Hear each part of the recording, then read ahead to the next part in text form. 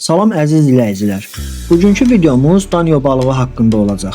Balıqlar haqqında hər hansı bir məlumat axtaranda öz dilimizdə tapmağa çətinlik çəkirik. Onun üçün də qərara gəldim ki, elmi və praktiki nəzəriyyə ilə balıqlar haqqında video çəkəm. Mənə dəstək üçün videonu bəyənib abunə olun. Bugün sizlərə demək olar ki, hər akvaristin tanış olduğu danyo balığı haqqında ümumi məlumat verəcəm. İkinci videomuz isə danyo balığını praktiki qaydada artımından tutmuş boylandırmasına qədər olacaq.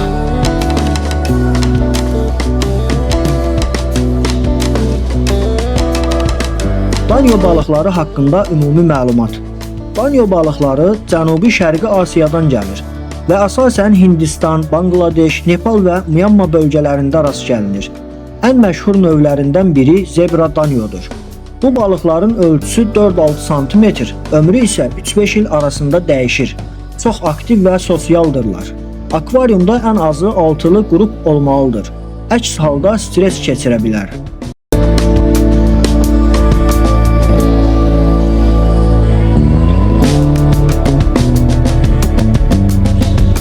Danyo balıqlarının növləri.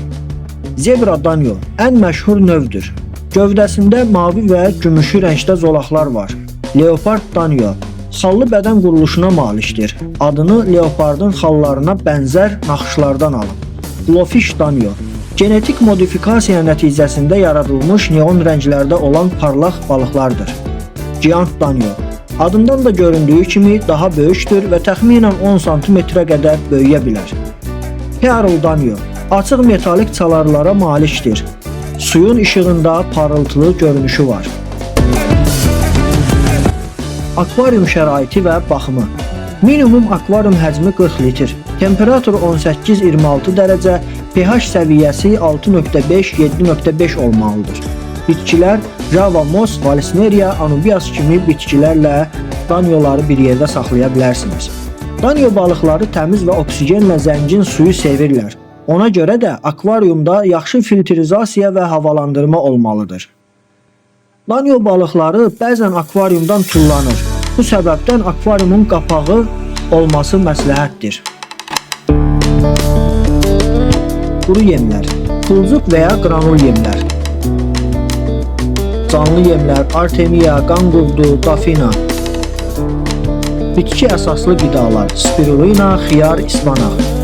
Danyo balıqları hər tərəfli qidalanan omnivor balıqlardır. Onlara həm heyvani, həm də bitki əsaslı yemlər vermək lazımdır. Gündə 2 dəfə yem vermək kifayətdir. Amma çox yem vermək olmaz, çünki bu suyun çirklənməsinə səbəb ola bilər. Danyo balıqlarının çoxalması.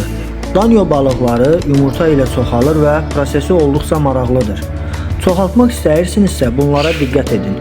Yumurtlama üçün ayrıca bir akvaryum hazırlayın. Temperaturu 24-26 dərəcə arasında saxlayın. Dişi balıq yumurtaları suya buraxır, erkək isə onları mayalayır. 2-3 gün sonra balalar çıxır və qidalanmağa başlayır. Yumurtladıqdan sonra balıqları ayrıca saxlamaq lazımdır. Onlar yumurtaları yeyə bilər.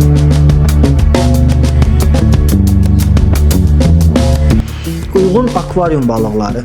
Danyo balıqları sülhsevər və sosialdır. Onları aşağıdakı balıqlarla birlikdə saxlamaq olar. Neon tetra, guppi, molly, plati, karidoros, ancitrus kimi balıqlarla bir yerdə saxlamaq olar. Bettalar və aqressiv cikliklər danyo üçün uyğun deyil. Çünki danyo balıqları sürətli üzgüçüdür və bəzi aqressiv balıqları narahat edə bilər. Xəstəliklər və profilaktika. İç, ağ nöqtə xəstəliyi. Bədəndə ağ nöqtələr olur, balıq qaşınır. Göbələk infeksiyaları.